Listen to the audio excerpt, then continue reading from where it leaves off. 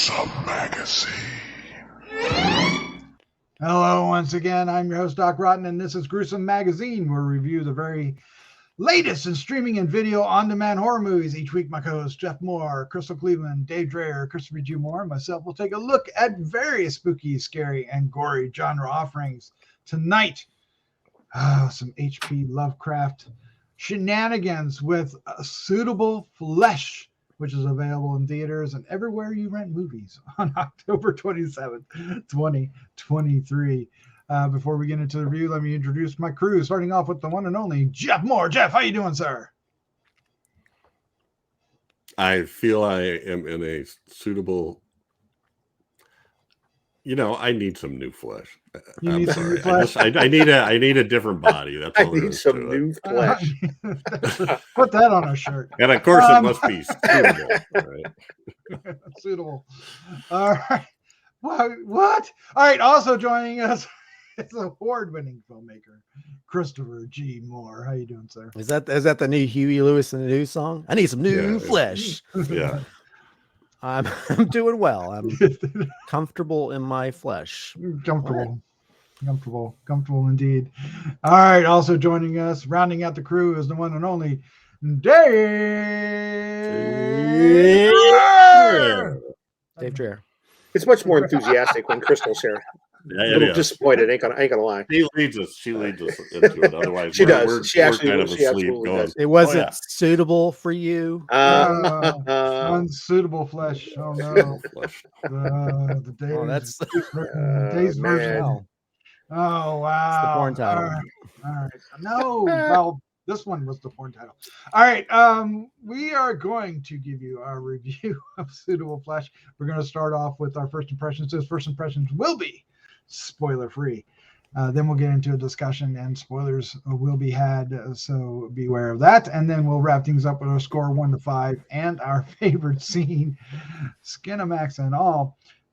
We'll get into this. This is going to be an interesting review. But before we get into it, I just want to kind of do a quick shout out to Christopher and Dave, who interviewed Joe Lynch, the director of this film. That's what you can find on GruesomeMagazine.com and on our YouTube channel. So check that out. 15 minutes of fun. You guys should check that out. I learned stuff from Christopher's question with Joe Lynch about some of the camera techniques, and I was able to watch for them. There you go. Oh, wow. Cool. Awesome. Yeah, and I don't think we spoiled the movie either. I learned stuff. Yeah, no, you did. Yeah. Well, Joe Lynch seemed to be happy asked about that. Well, I watched the movie, and then I watched the interview, and then I watched the movie again. Did you really? There you go. Wow. That's the way to do Because it. of some of the stuff that he said, changed my mind about a couple things. So, All right. It was a good interview. It was a fun interview. It really was. Yeah. Packed a lot of information into that 15 minutes. Yeah. Well, he's a fun person to talk to. Check it out. All right, let's get into the card, and then we'll get into our review. Badoom. All right, Suitable Flesh, available in theaters and everywhere you rent movies on October 27, 2023. It's from RLJE and Shudder, so I suppose it'll be on Shudder later this year or early next. Synopsis is: a psychiatrist becomes obsessed with one of her young patients, who she later discovers is linked to an ancient curse. Directed by Joe Lynch, written by Dennis Paoli. Based on, I hope that's how you pronounce his name, based on a story by H.P. Lovecraft. The cast includes Heather Graham, Judah Lewis, Barbara Crampton, Bruce Davison, and Jonathan Schaech. How do you say his name? I don't know. Schaech. Maybe. Schaech. No, that's a different song. But anyway, I know I shouldn't. I shouldn't do it. Don't go into song. I just do, and it happens. All right, let's get into our first impressions. Dave, you're in the top there. Go ahead. Let us have it. Hey! There was a lot to like about this movie. This is another H.P. Lovecraft adaptation from Dennis Paoli, who of course brought us Reanimator and From Beyond. Barbara Crampton, of course, involved in both of those movies. So in a way, this is kind of a reteaming, if you will, with Joe Lynch stepping in Stuart Gordon's rather large shoes as director. Yeah, pardon me? You had big feet? He had big feet. He had the little known fact. Um, but yeah, I really liked it. I actually watched it several times since we were interviewing Joe. I wanted to at least pretend like I knew what I was talking about. So, and this one definitely grew on me with viewings. It's, you know, anytime we're going into the Miskatonic morgue, good things never happen there. Just bad things happen in the Miskatonic morgue. It's just regardless of, you know, and you know, it's a wild ride. It's bloody, it's gross, it's fun. I really enjoyed it. I enjoyed it quite a bit. That's my first impression. I enjoyed it quite a bit. Quite a bit. I like that. I like that. Christopher G. Mohr, you're up next. What was your first impression of Suitable Flesh? Well, yeah, when you watch our interview with Joe, you can sort of see that the one thing that I really latched onto was a lot of the filmmaking stuff, because it really feels like he's really having a lot of fun with the camera there. I mean, yeah, I've been trying to do a split diopter shot in one of my films forever. I remember when we would review the Hannibal series, it's like, oh, it's a split diopter shot. But yeah, there's a lot of crazy camera works. There's a lot of cool transitions. He even uses like the iris out, which is the thing that you'd see usually at the end of Star Wars films. It also is known for like a lot of your silent films where it'll iris in on a specific thing to focus on one specific part of the screen. So there's a lot of spinning camera angles and just a lot of really cool stuff with the camera, I think, which adds the camera almost becomes an extra character in the whole sort of Lovecraftian universe. So yeah, I enjoyed it. I think the tone keeps going back and forth. You know, 1 minute it's like Skinamax movie, next minute it's trying to be more Lovecraftian, and sort of it can't find that right thing. I think I like most of the actors in it. I think my only issue is the young guy who's in it. I think he doesn't. There's really, I felt like there was no chemistry between him and Heather Graham, so it kind of took me out of it. I think if they'd found somebody, I don't know, somebody different, because he almost looked a little too young too. He almost looked like a high schooler, so it made the sex scenes kind of creepy. But I think that's the only thing that kind of took me out of the movie when it came to that. I think everybody else, you know, Bobby Crampton's great, Heather Graham is great, and I think a lot of and also was it Bruce Davison? Is that the other guy? Mm-hmm. Yeah, he was really great Willard. in it. Wow. And yeah, there's an interview with Rebecca McKendry where there's a lot of really cool names they tried to get. They tried to get Chris Sarandon in that role and other people in that role that would have been. It's like, wow.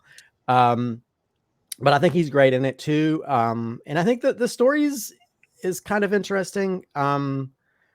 I don't feel like it's on the same level as From Beyond and Reanimator. I'm a huge fan of those two films, so I don't think anything gets really sort of.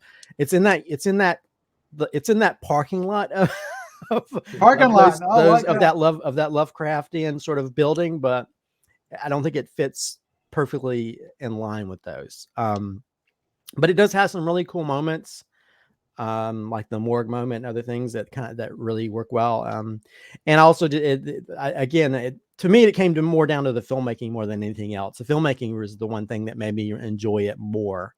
But also I think with all the talk of this being like sexy and that kind of thing, I feel like they could have pushed it more. You know, it felt kind of restrained, you know? So I think that's the only thing that came away, but I did enjoy it, but I thought it was okay. But it at the same time, it felt like that sort of, it felt like adjacent to those two other films, but not really on that same level, you know?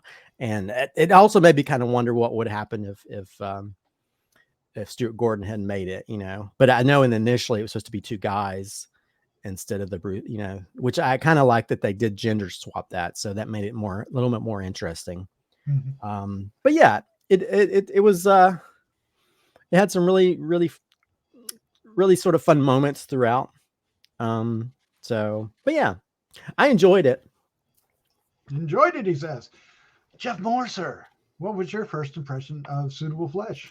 Well, I enjoyed it too. And the first time I watched it, I had some of the same problems that Christopher was talking about. But after I saw the interview and Joe Lynch was talking about some of the choices he made, it made me a little more forgiving with the quote unquote, because the first time through there, I'm like going, what the hell is with this soundtrack, the score in the love scenes? But then I found out what it was. So, oh my gosh, you gotta tell me. and I guess it's stupid to say it was a choice. Obviously it was a choice, but I understand why now.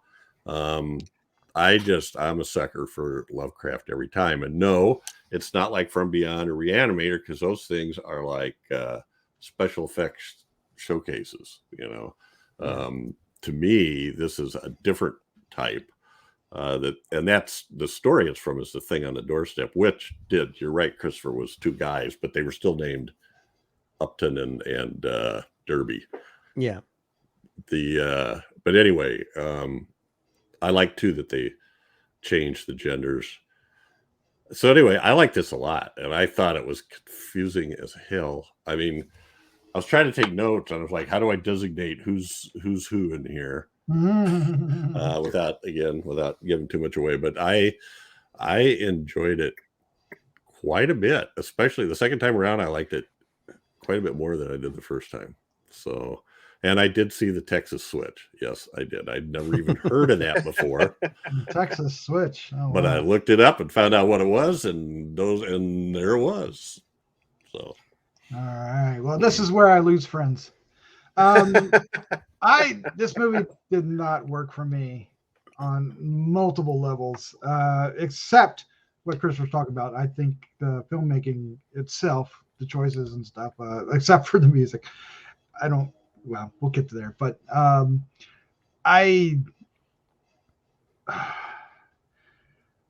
this movie didn't work for me.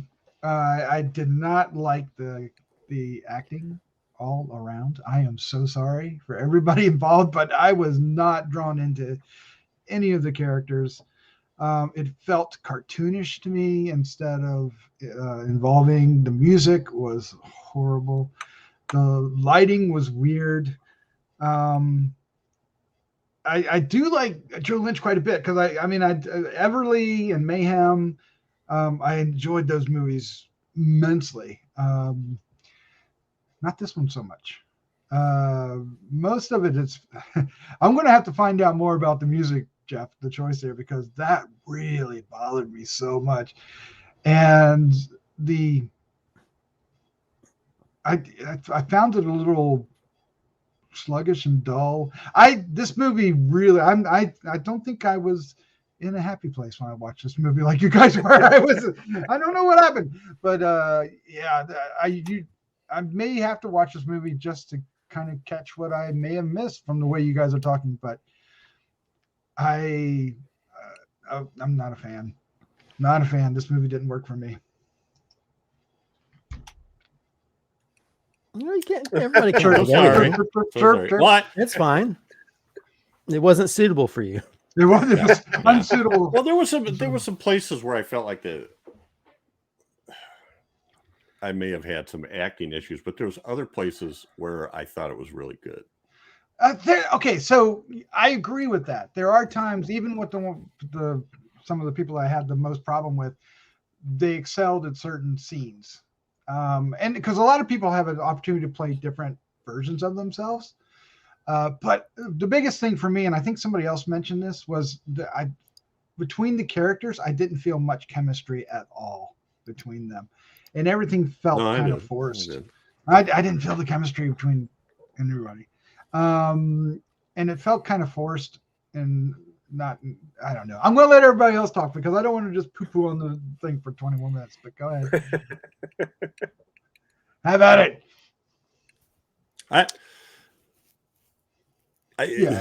Yes, Jack. Well, I don't know what to say. I'm not sure. This is probably one of those ones where there's no like convincing one way or the other. It's just I enjoyed it, and I found the whole. So what happens here? we're in spoilers, We're in is spoiler. there's body switching, right? And it's frequent, and sometimes it's hard to keep track of who's who inside the body. So and sometimes that's on purpose. Yeah, and I enjoyed the hell out of that. I thought that whole thing, and the situation of, it's kind of like the other movie we talked about today. There was a while where I wrote down the note, this is a story about clueless psychiatrists. Yeah. But there was a little bit of that, yeah. Thinking about it a little more, I'm sort of like, well, this thing happens over the space of just a few days, right? And you can't take somebody who's got a PhD in psychiatry or psychology or whatever, and then have them throw that all out the window immediately. Because we've talked a lot about this in movies. There's a lot of movies that walk that line between, is this person crazy or is this something supernatural? And it's impossible to tell. It kind of, we just decide what we wanted to see. And that's what I felt like was going on here. They were seeing psychological trauma and conditions no matter what happened, because it just wasn't in their wheelhouse to be thinking about Cthulhu running the show.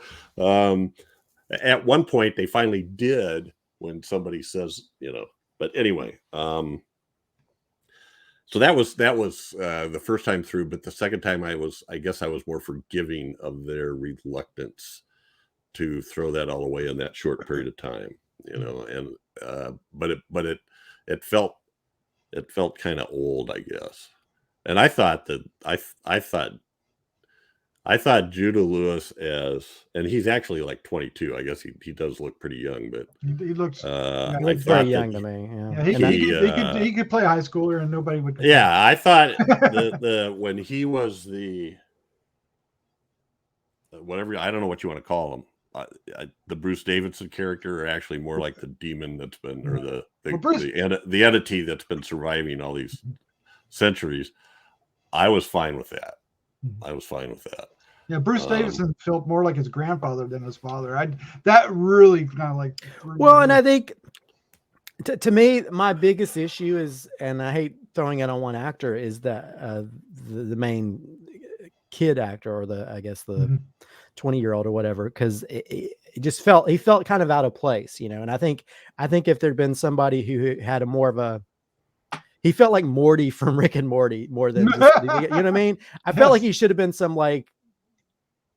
really hot dude or whatever, just like in that part. And I would have felt the chemistry, and and then at the same time, I was kind of thinking, well, maybe, and again, this is all subjective. It's all how you read into it. But I was thinking, well, maybe the whole Cthulhu thing makes you more sexy to other people, and maybe that pulls you in. But I didn't really, that initial hookup that they have didn't make a lot of sense to me. You know what I mean? Mm-hmm. And I believed it a lot more in things like, From Beyond or things like that. But that chemistry didn't work for me. And I think if that chemistry doesn't work, it doesn't make sense why these decisions happen. Now, later on, there's some really fun stuff. I mean, when the guy body switched with Heather Graham and she has sex with her husband and she's having sex like, ooh, because she's not used to like a woman feeling what a woman feels like having sex. And that made me laugh, because I was like, okay, you could see somebody doing that, Yeah, I thought she did a great job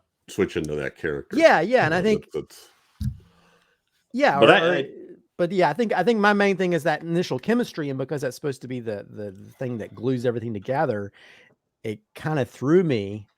And I was like, and then I just had to accept it because this is part of it. But I almost felt like there should have been a better person cast in that. But I think everybody else did their job. But it's one of those things where it's such a big part of it. Well, and like you said, it's subjective. So it is subjective. I felt like the very first coupling between them, or the sex coupling, I love that. It didn't make sense to me that she would go over so fast. So I just assumed she was like in some way under his, a trance, that's control. And then and as far as him, I was I was fine with that casting. I thought that worked. But I mean, and I could see where he was trying to do his sort of imitations, because and again, I may be probably, the more I learn about a movie, the more I'm angled to like it in some way, even if it's not. And I'm not saying this is that way, but what Joe Lynch talked about, how they watched each other and tried to copy their facial and voice tics and things like that, when they were switched bodies. And I thought that was pretty interesting, and I could see that in him and in Heather Graham. So. Well, evidently, I learned this from the Colors of the Dark podcast, but evidently Bruce Davison, he recorded all of the audio, all of the dialogue that other characters were saying in his voice. Oh, okay, yeah, there you go. So they would know how to portray that. And I thought, that's a cool way to do that, and it's really nice of him to do that, because he came on there at the last minute and had to put up with because I think evidently the scene where he's like passed out on the floor or whatever, that he had like a double that didn't show up, so he had to do that. No. But and he said, and evidently he was saying like, "Hey, you guys going okay up there?"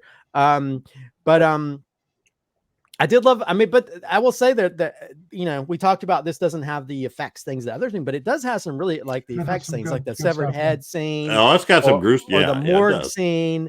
And I guess I was thinking of the creatures and From Beyond, but it doesn't have like the creature stuff, but it does have some really cool effects type stuff. And I did love, and I did mention that in an interview, but as someone that made a film called Backward Creep about a backward camera in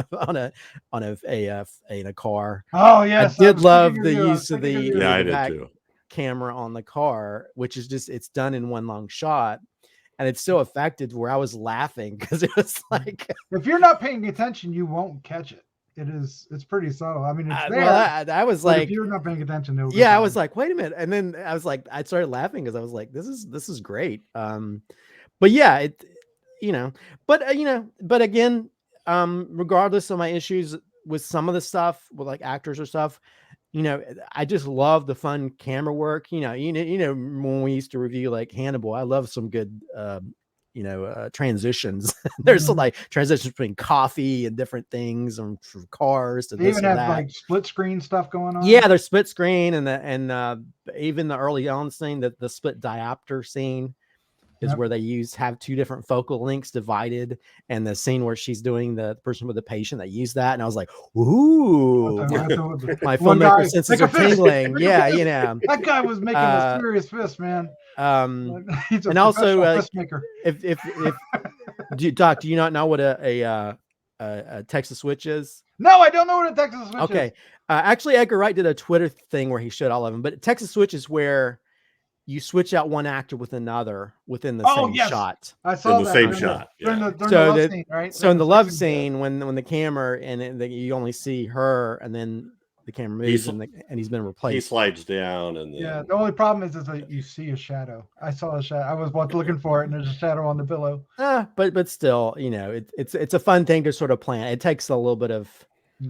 Because they do a lot of with stunt stuff, like you'll see somebody will drop behind something, and then the actor will pop up, like Leslie Nielsen in Naked Gun, where rolls behind a couch and then he pops up. What was the movie that Edgar did recently? He did a lot of that with the he loves a good he does that in a lot of his films. Actually, he loves a good Texas switch. So he did a whole thing of Last Night in Soho, right? Yeah, I think on Twitter he did a whole feed of like different Texas switches that have been used throughout movies. So I didn't know that's what that was called. Yeah, it's called the Texas switch, and it's but again, he's using every kind of color on the palette when it comes to film tricks, because there's a lot of spinning. There's a spinning camera angle that happens when they're having the sex scene. There's the fall. The fall. There's a lot of really cool movement of the camera and different things. And I think that the fun stuff he does with the camera is the thing that I love the most about this film, more than anything else. And me, a lot of times I'm more style over substance. I love a film if it does really cool shit on screen, even if I don't like what's happening story wise. And I think this is one of those things where the style really like, ooh, me likey a lot. The movie does have one of the best decapitations I've seen in a while. Yeah. I love a good decapitation. It's This very was really effective too, just how they worked with just the fake head and also just using, Bruce Davison's head as well in the scene that really all edited together just works perfectly, I think. Yep. So Dave, any last thoughts here before we wrap things up? No. I think everybody. I had no problem with the acting whatsoever. As a matter of fact, I think I even mentioned it in the interview we did that I thought when the entity or whatever it was actually did a real good job of being able to keep track of where it was, because it was always some type of a prolonged, camera shaking. They kind of went through a convulsion, epileptic seizure kind of thing. The whole finger thing. Yeah, so you could. I didn't really have any problem figuring out, who was whatever possessed or however you want to say it at any point in time, and the way they were able to flip their personalities. I thought Heather Graham did great, and the Judah, is that his name? Judah. He would go from like the little kid, more innocent, into the very suave and sure of himself, type guy. I bought into to do a third one too, right? None of it bothered me. Yeah, he did a real good job when Barbara Crampton's down there in the cellar and with them, and he goes basically from Heather Graham's character into the more devilish character, right? And that was really good. And I like, he goes, "What's my name? What's my name?" Yeah, so there are moments I pooped on it, but there are moments I liked about this, and what you're talking about, Dave, is one of them. When they would change personalities, I think everybody did a great job there. Yeah. So, kudos there. Bravo. Kudos. All right, well, let's wrap this up. Let's give our score 1 to 5 and our favorite scene. Dave, you're up first. Yay! I go first. I'm going to give this I'm going between a 3.75 and a 4. 3.75 and a 4. I'm going to go a 4. Do it. I enjoyed it. It's always great to see a Dennis Paoli adaptation of an H.P. Lovecraft tale. It was just a lot of fun. I had a really good time watching it. Favorite scene, hopefully I'm not stealing it from Christopher. I feel like I might be, but I really did enjoy the backup camera death scene, and then the multiple stabbing. She definitely got a little stabby there at the end. She didn't want to stop. So I thought that was good. It was something unique and original, and just something a little bit different. But this is fun. It's a fun movie. I don't know. I don't think it's playing in any theaters around me. Is it playing anywhere near you guys? I don't know if it is. It's probably Alamo, right? Yeah, it might be. But definitely, when you get a chance, I'm sure it'll be on Shudder sooner than later. But it's definitely worth checking out when it comes around. Any way you get to see it. Any way you get to see it. Christopher, sir, what's your score and favorite scene? I'll give this a 4, just primarily for the camera tricks and treats that I enjoyed. I think more than anything, that's what I was like, ooh, I was oohing and ahhing just because of all the cool stuff that I kind of want to do in my own films. And so I was kind of happy, and then, then the background camera thing, I was like, okay. But yeah, I really enjoyed it. As for favorite scene, I probably would have picked the background camera thing. But I'll have to say when the body was crawling out of the Mohr. Oh yes, that was good. I just thought that was very effective because parts of it had been like just one hand smashed. It was almost reminded me of Evil Dead 2 when he's when the hand's crawling. But yeah, I just love the grossness and the creepiness of it crawling down the hallway. Crawling down the hallway. It was quite gruesome. Jeff Mohr, your score, your favorite scene. Well, and I just wanted to mention, I was going to say it earlier, but there's a lot of usual suspects in this movie, and Graham Skipper, which we see in a lot of movies, was the coroner. Is he even credited? Decidedly unsettled. Well, also by the body. Supposedly the guard is the son of the guard from, I think one of the films, one of the other films. Okay. He's named after that. It probably had to be Reanimator because Reanimator had a had a guard in the. I think Yeah, I think that's the. I think the name is supposed to be the son of that character. Ah, okay. So the actor or the guard itself? I think the guard it was named after that. Mace Jr. Mace Jr. Hey, there we go. Yeah. So and we know who shot JR. So that's just No. And again, I'm glad Dave mentioned, but Dennis Paoli is like Mr. Lovecraft when it comes to these movie scripts. I think it's great, and we did see Joe Lynch gives a dedication to Stuart Lynch in the credits. I'm giving this a 4 as well. And favorite scene, I guess I got to take the decapitation. There's too many of these movies where horror movies where somebody swings an axe or something and it's a perfectly clean cut and the head goes flying. And this was a grisly sawing, hacking, splattering, long decapitation. Yeah, but the fire in the background really sold it. Yes. For me, and then what's he say when he holds out? He goes too much or something like that, right? He says, well, the head says something, and then the girl runs screaming, and he goes too much. I can't remember what the head said, but that was cool too. Yeah, no, those actual words, which is one of my things. I used to have dreams about being beheaded, and your head would still live. You know, as my head fell down, and watched my body go by, and then if you would rolling down the floor, thump, thump, thump. You know. Anyway. Wow, there's some psychobabble in there. Yeah, let's really get into something going on there. There's something going on, and we need to have a chat. Oh, there's nothing deep except maybe some, something you need hip waders for. What does that smell? All right, I'm going to give this a 3. I'm just going to leave it there. That's not bad. No, it's not bad.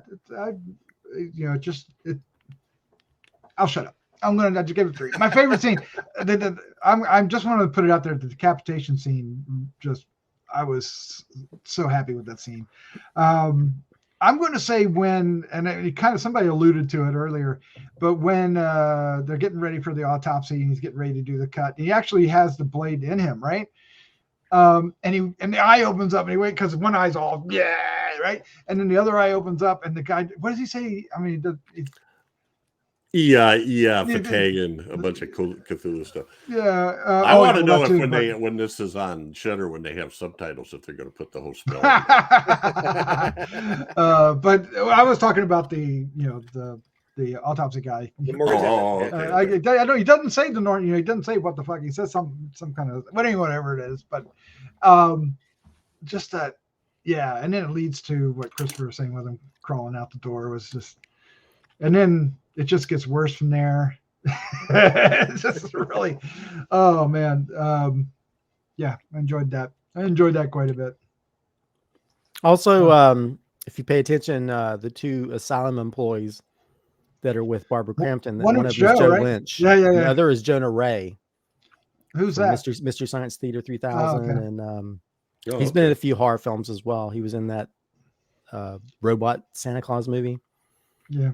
Oh, okay. Yeah, I like that. What'd she say to him? She said, if I do this, will you guys let me out? And they look at each other.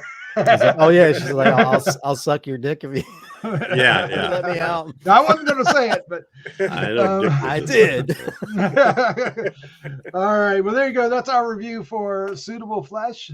Let us know what you think of the film down below. It's out in theaters and wherever you can rent a film. 27th of October. So check it out.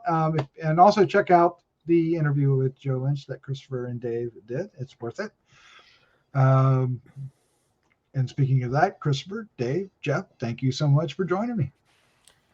Thank you. Thanks, Doc. Thanks we always for having appreciate us. It's good to see you guys. Yeah, a lot of fun as always, right? Come on. It's always suitable. I knew someone was going to go there. kind of fleshy. Is too. it a 3-piece suitable or no? No. See, couldn't stop while we were ahead. Couldn't do it. All right, let's make that a cue and let's get the heck out of here. Let's say goodnight. Good night. Good evening.